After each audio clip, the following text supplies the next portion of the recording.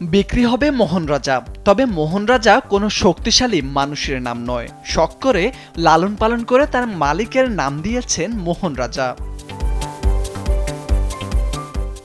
সময় মতো গোসল করাতে হয় মোহন রাজাকে।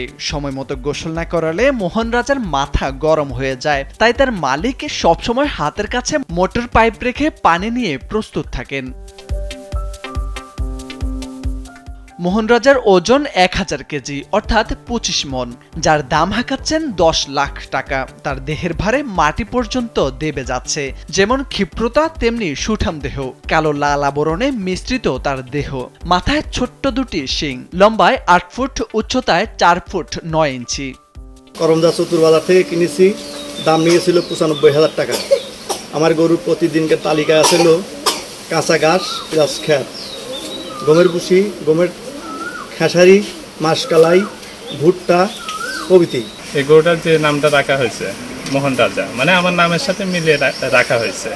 কিন্তু গরুটার যদি ডাকা যায় বা যদি আমি নিজেই খাওয়াই, আমি যদি ডাকি তাহলে ইশারাতেই কোনো ইয়া করে না, আসে।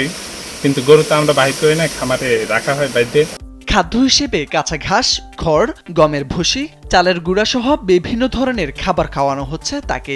দিনে 12 থেকে 15 কেজি খাবার খাওয়ানো হয় তাকে। শুরুর দিকে খাবার কম খেলেও দিনে দিনে তার খাবারের চাহিদার পরিমাণ বেড়ে যাচ্ছে। প্রতিদিন মোহন রাজার পেছনে খরচ হয় 700 থেকে 800 টাকা।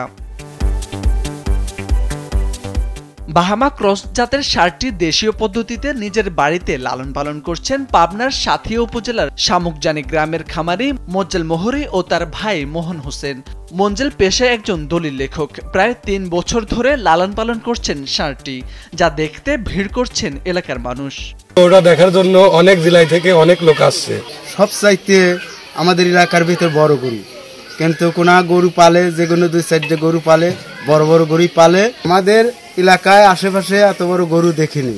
সাথিয়া উপজেলার প্রাণী সম্পদ কর্মকর্তা ডাক্তার জহুরুল ইসলাম জানান, খামারিরা সেখানে প্রায় 66,000 গরু ছাগল লালন পালন করছেন। উপজেলা থেকে তাদের সব ধরনের সহযোগিতা করা হচ্ছে।